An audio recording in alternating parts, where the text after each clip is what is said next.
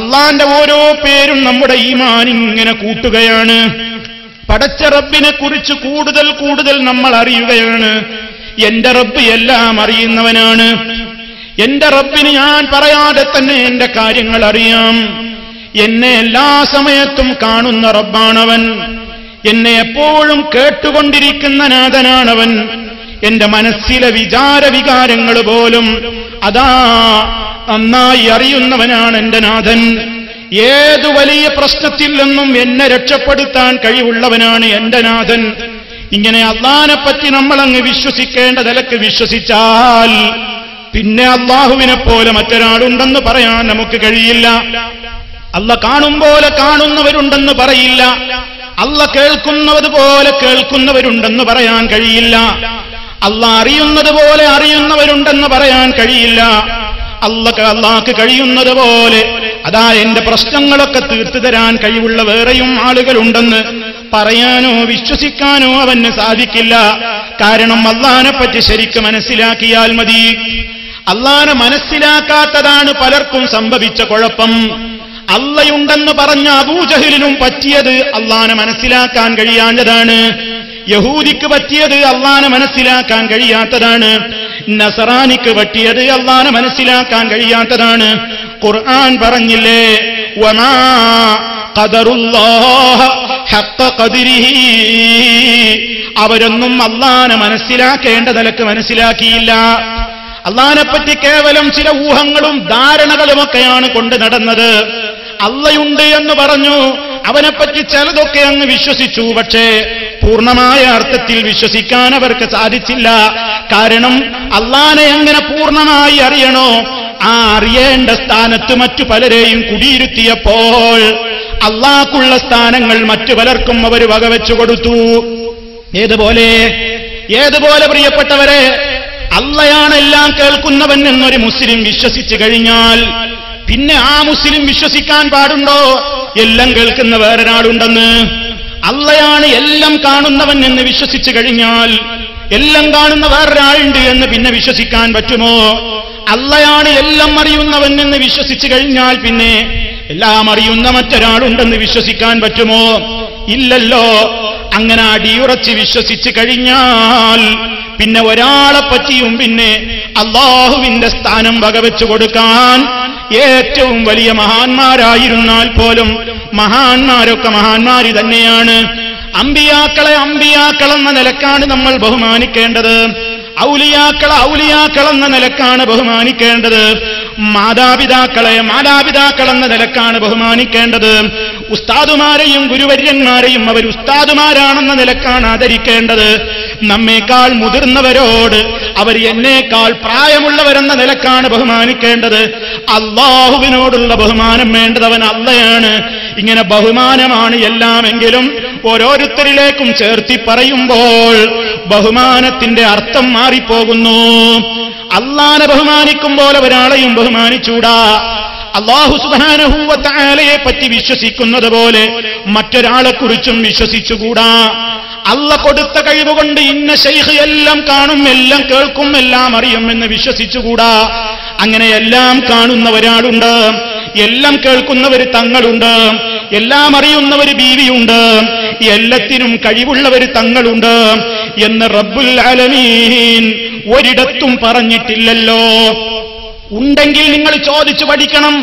എവിടെയാണ് ഉസ്താദേ അള്ള കാണും പോലെ കാണുന്നവരുണ്ടെന്ന് അള്ള പറഞ്ഞത്? ഒരിടത്തും റബ്ബ് പറഞ്ഞിട്ടില്ല. പടച്ച റബ്ബ് എന്താ പറഞ്ഞത്? ഇന്നല്ലാഹ, അതാ റബ്ബ് സുബ്ഹാനഹു വ തആല അലാ കുല്ലി ശൈഇൻ ഖദീർ, അവനെല്ലാത്തിനും കഴിവുള്ളവനാണ്. അത് പറയുന്നതോടെ അതിനൊരു മറ്റൊരു അർത്ഥം തന്നെ അവിടെ തന്നെ വന്നു. അതെന്താ? എല്ലാത്തിനും കഴിവുള്ളവർ ഇനി വേറെ ഇല്ല കേട്ടോ എന്നവിടെ പേരെ പറയണ്ട. അള്ള എല്ലാത്തിനും കഴിവുള്ളവനാണെന്ന് പറഞ്ഞാൽ തന്നെ ഉറപ്പായി ഇനി എല്ലാത്തിനും കഴിവുള്ള വേറൊരാളുണ്ടെന്ന് വിശ്വസിക്കാൻ പാടില്ല. അള്ള എല്ലാം കേൾക്കുന്നവനാണ്, എല്ലാം കാണുന്നവനാണെന്ന് പറഞ്ഞാൽ തന്നെ മനസ്സിലാക്കിക്കോളണം. ഇനി ആ പോസ്റ്റിലേക്ക് വേറൊരാളെ കയറ്റാൻ പാടില്ല. അങ്ങനെ കയറ്റിക്കഴിഞ്ഞാൽ റബ്ബിന് പകരം നിർത്തലായി, റബ്ബിന് പകരക്കാരെ നിശ്ചയിക്കലായി. ഇതൊരിക്കലും ഒരാളിൽ നിന്നും ഉണ്ടാകാൻ പാടില്ലാത്തതാണ്. അതുകൊണ്ട് പ്രിയപ്പെട്ടവരെ, ഈ ലോകത്ത് വന്നുപോയിട്ടുള്ള നേതാക്കന്മാരിൽ, മനുഷ്യന്മാരിൽ ഏറ്റവും വലിയ നേതാവാണ് അഷ്റഫുൽ ഖൽഖ് മുഹമ്മദുർ റസൂലുള്ളാഹി സ്വല്ലല്ലാഹു അലൈഹി വസല്ലം. ആ പേര് കേൾക്കുമ്പോൾ തന്നെ നമ്മുടെ മനസ്സ് സന്തോഷം കൊണ്ട് നിറയുകയാണ്. നേതാവിന്റെ പേരല്ലേ കേട്ടത്? ലോകത്തുള്ള ജനങ്ങളെ മുഴുവനും സന്മാർഗത്തിന്റെ വെളിച്ചത്തിലേക്ക് നയിക്കാൻ നിയുക്തനായ എന്റെ നേതാവിന്റെ പേരല്ലയോ കേട്ടത്? സല്ലല്ലാഹു അലൈഹി വസല്ലം. അവിടുത്തേക്ക് റബ്ബേ നീ ഗുണം ചെയ്യണേ എന്ന പ്രാർത്ഥനയോടുകൂടി, അഥവാ സ്വലാത്തോടുകൂടി അല്ലാതെ ആ തിരുനാമം കേൾക്കാൻ നമുക്ക് കഴിയില്ലല്ലോ. അത്രത്തോളം നമ്മൾ സ്നേഹിക്കുന്ന, അത്രത്തോളം നമ്മൾ സ്നേഹിക്കേണ്ടുന്ന, ബഹുമാനിക്കേണ്ടുന്ന നമ്മുടെ നേതാവ്, ആ നേതാവിനെ കുറിച്ചായാൽ പോലും വിശ്വസിക്കാൻ പാടില്ല. എന്ത്? ആ നേതാവിനെ എല്ലാം കാണാൻ കഴിവുണ്ട്, ആ നേതാവ് എല്ലാം കേൾക്കും, ആ നേതാവ് എല്ലാം അറിയുമെന്ന് വിശ്വസിക്കാൻ പാടുണ്ടോ? ഇല്ല. അള്ളാനെ പറ്റിയുള്ള വിശ്വാസം ഈ ലോകത്തുള്ള ഏറ്റവും മുന്തിയ മനുഷ്യനായ അഷ്റഫുൽ ഖൽഖ് തങ്ങളെക്കുറിച്ച് പോലും ഉണ്ടാകാൻ പാടില്ലെങ്കിൽ താഴേക്കിടയിലുള്ള ആളുകളെ കുറിച്ച് പിന്നെ നമ്മൾ അങ്ങനെ വിശ്വസിക്കാൻ പാടുണ്ടോ? നബി തങ്ങളെക്കുറിച്ച് നമ്മൾ എന്താ വിശ്വസിക്കേണ്ടത്? അള്ളാന്റെ റസൂലിനെ കുറിച്ച് നമ്മൾ എന്താ വിശ്വസിക്കേണ്ടത്? തർക്കം വന്നാൽ നമ്മൾ എന്ത് ചെയ്യണം?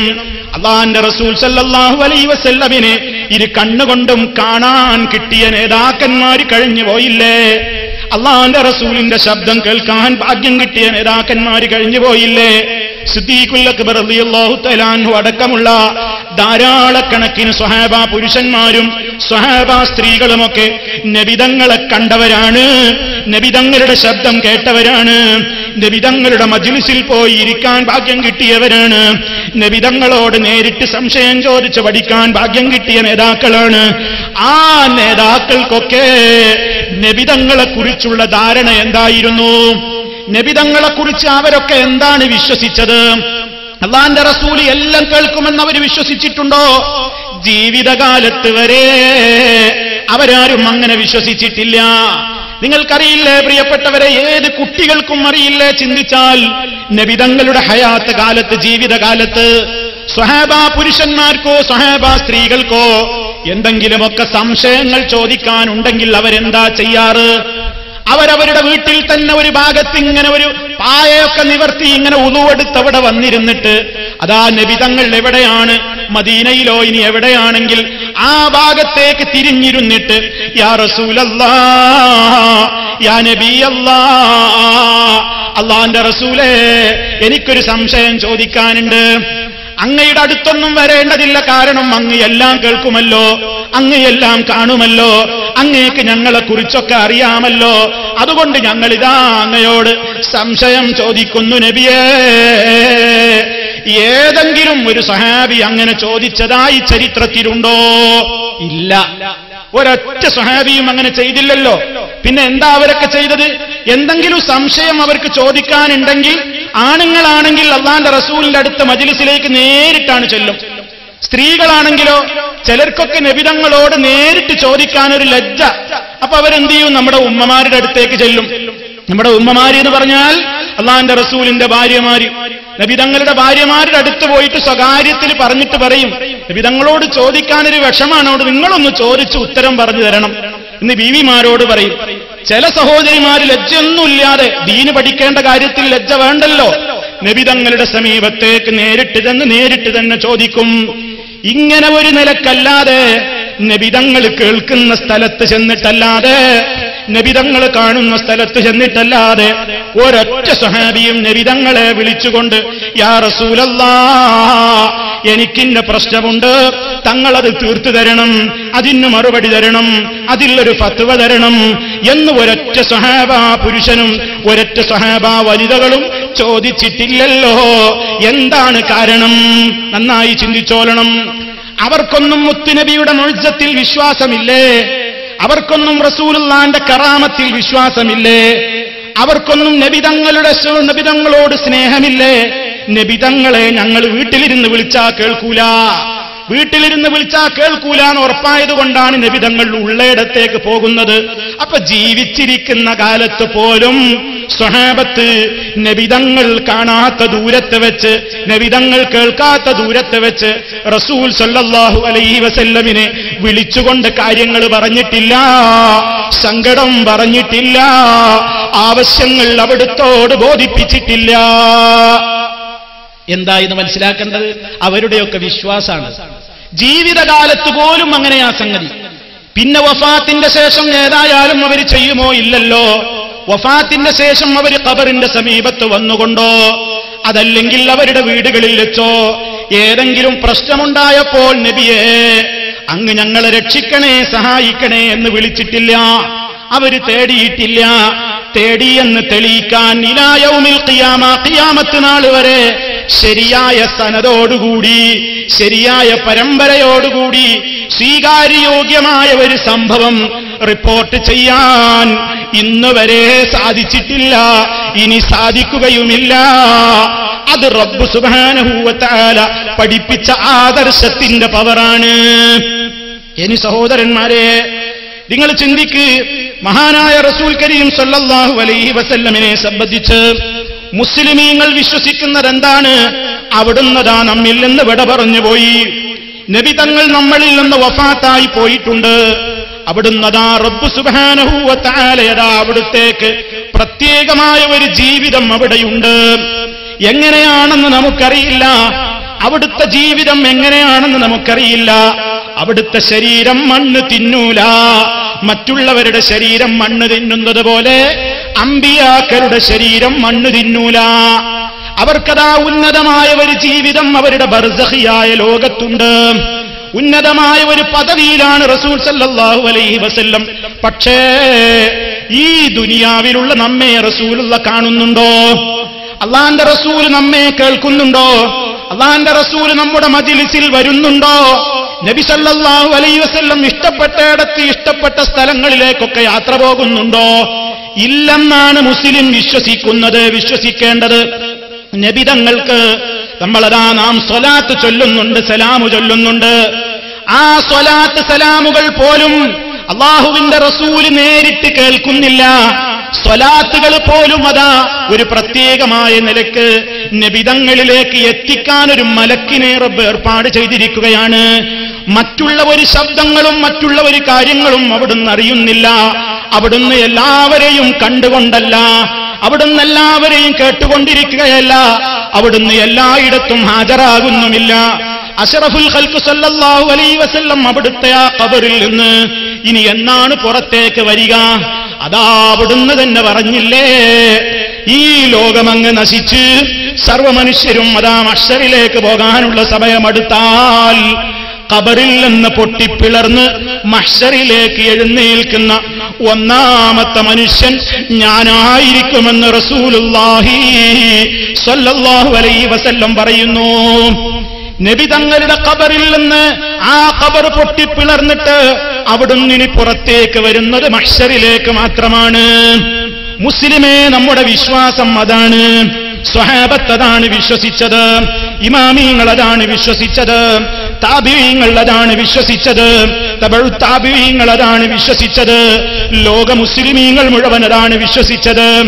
അതേ അവസരത്തിൽ അതാവ് ചില പുത്തൻവാദക്കാർ രംഗത്ത് വന്നു. ചില പുത്തൻവാദികൾ സമൂഹത്തിൽ ഉടലെടുത്തു. പുത്തൻവാദികൾ എന്ന് പറയുന്നത് ആരെക്കുറിച്ചാണ്? നബിതങ്ങൾ പഠിപ്പിച്ചിട്ടില്ലാത്തത് പഠിപ്പിക്കുന്ന കക്ഷികൾ, സ്വഹാബത്തിന് പരിചയമില്ലാത്തത് ലോകത്തോട് വിളിച്ചു പറയുന്ന കക്ഷികൾ. ആ പുത്തൻവാദികൾ വന്നപ്പോൾ അവർക്ക് നബിതങ്ങളെക്കുറിച്ചുള്ള വിശ്വാസം വേറെ തന്നെയായി. എന്താ വേറെ തന്നെയായത്? അവർക്ക് നബിതങ്ങളെക്കുറിച്ചുള്ള വിശ്വാസം വേറെ തന്നെയായി എന്നത് ഞാൻ വെറുതെ പറയുന്നതല്ല. ഇതാ ഇക്കാണുന്ന പുസ്തകം കണ്ടില്ലേ? ഔദാര്യത്തിന്റെ ആരാമം എന്നാണ് ഈ പുസ്തകത്തിന്റെ പേര്. ഈ പുസ്തകത്തിന്റെ 124, 125 പേജുകളിൽ എന്താണ് പ്രിയപ്പെട്ടവരെ പറയുന്നത് കേട്ടോളൂ. നബി സല്ലല്ലാഹു അലൈഹി വസല്ലമിനെ സംബന്ധിച്ച് മുസ്ലിമീങ്ങൾ എന്താ വിശ്വസിക്കേണ്ടത് എന്ന് ഞാൻ നേരത്തെ പറഞ്ഞു കഴിഞ്ഞു. ഈ പുസ്തകം എഴുതിയ മുസ്ലിയാര് പറയുന്നത് നോക്കൂ. നബി സല്ലല്ലാഹു അലൈഹി വസല്ലമിനെ കുറിച്ച് എന്താണ് അങ്ങോരുടെ വിശ്വാസം? അയാൾ പറയട്ടെ, നബിതങ്ങളെ വിളിച്ചുകൊണ്ടയാൾ പറയുന്നു, ഞാൻ വിദൂരതയിലാണെങ്കിലും അങ്ങ് എന്റെ സമീപമാണല്ലോ, എന്റെ വിലാപമൊന്ന് കേൾക്കണേ നേതാവേ.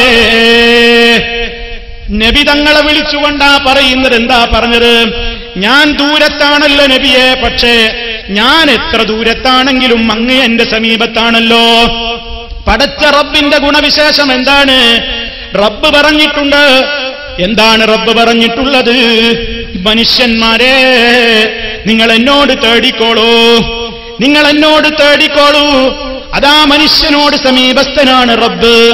മനുഷ്യന്റെ എല്ലാ കാര്യങ്ങളും കണ്ടും കേട്ടും അറിഞ്ഞും കൊണ്ട് അത്യുന്നതമായ സ്ഥാനത്തതാ നാഥന്നതാ മനുഷ്യരെയെല്ലാം വീക്ഷിച്ചും കേട്ടും അറിഞ്ഞും കൊണ്ടിരിക്കുകയാണ്.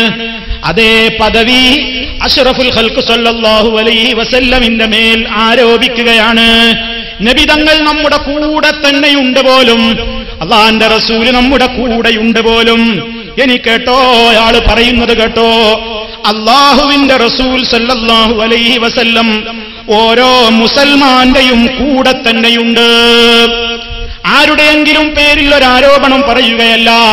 എന്റെ ശബ്ദം ശ്രവിക്കുന്ന ദൂരത്ത് നിന്നെങ്കിലും ഈ ശബ്ദം കേൾക്കുന്ന എന്റെ പ്രിയപ്പെട്ട സഹോദരങ്ങളോട് പറയുന്നു, നിങ്ങളിതൊന്ന് കുറിച്ച് വെക്കണം, നിങ്ങളിതൊന്ന് എഴുതി വെക്കണം. ഈ പറയുന്ന വാചകം അല്ലാഹുവിന്റെ റസൂൽ സല്ലല്ലാഹു അലൈഹി വസല്ലം ഓരോ മുസൽമാന്റെയും കൂടെ തന്നെയുണ്ട്.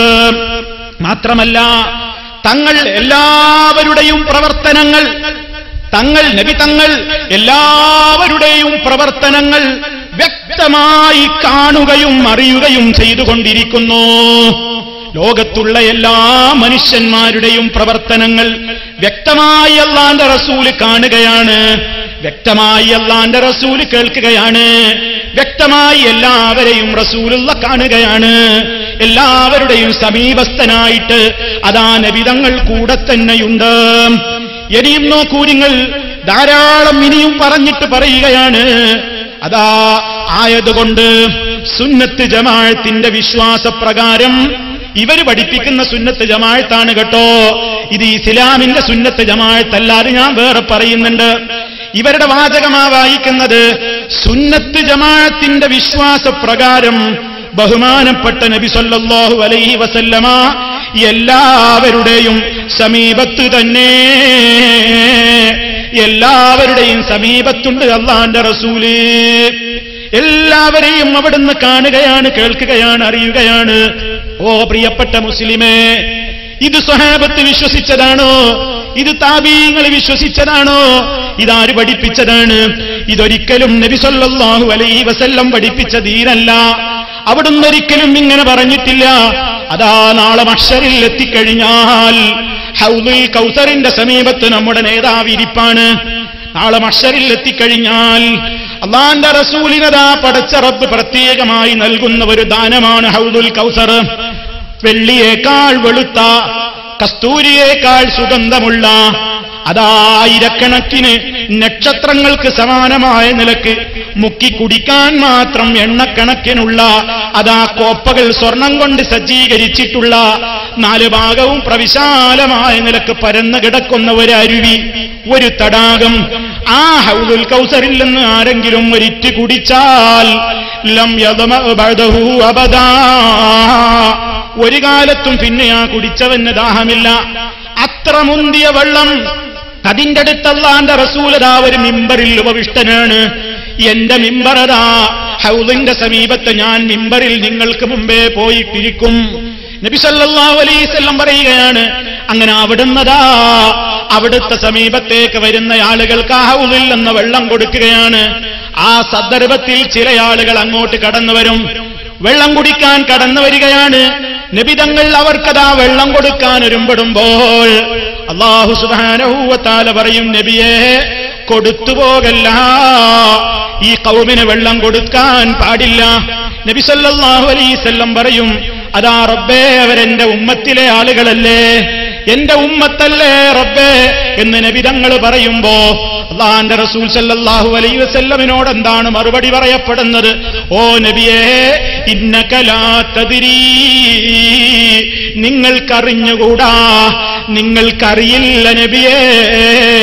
മാഹദസൂ ബഅദക, നിങ്ങളുടെ കാലശേഷം എന്തൊക്കെ പുതിയ കാര്യങ്ങൾ ചെയ്ത പാർട്ടിക്കാരാണ് ഈ കൂട്ടരെന്ന് നബിയെ നിങ്ങൾക്കറിയില്ല, അതുകൊണ്ടവർക്ക് വെള്ളം കൊടുത്തുകൂടാ എന്നങ്ങനെ നബി തങ്ങളോട് പറയപ്പെടുമ്പോ അവിടുന്ന് പറയും സുഹ്ഖൻ സുഹ്ഖാ, മാറിപ്പോടാ എന്റെ മുമ്പിൽ നിന്ന്, എനിക്ക് നിങ്ങളെ കാണണ്ട, ദൂരത്തേക്ക് വഴിമാറിപ്പോ എന്നും പറഞ്ഞ് അഷ്റഫുൽ ഖൽഖ് സല്ലല്ലാഹു അലൈഹി വസല്ലമ കുറെ ആളുകളെ തടാകത്തിന്റെ സമീപത്തു നിന്നതാ ദൂരത്തേക്ക് പോകാൻ പറയുന്നു. ഇവിടെ എന്തിനാണ് പ്രിയപ്പെട്ടവരെ ഞാനിത് സൂചിപ്പിച്ചത്? അല്ലാഹുവിന്റെ റസൂൽ സല്ലല്ലാഹു അലൈഹി വസല്ലമ അവിടുത്തെ വഫാത്തിന്റെ ശേഷം ഖിയാമത്ത് നാൾ വരെയുള്ള എല്ലാവരുടെയും പ്രവർത്തനങ്ങൾ കാണാനും കേൾക്കാനും അറിയാനും ഒക്കെ സാധിച്ചിട്ടുണ്ടെങ്കിൽ ഈ ആളുകൾ എന്താ പിന്നീട് ചെയ്തതെന്ന് നബിയെ നിങ്ങൾക്കറിയില്ല എന്ന് അല്ലാഹ് പറയുമോ?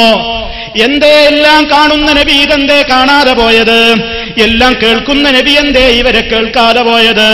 എല്ലാവരുടെയും സമീപത്തുള്ള നബി എന്തേ ഇവരുടെ സമീപത്തെത്താഞ്ഞത്?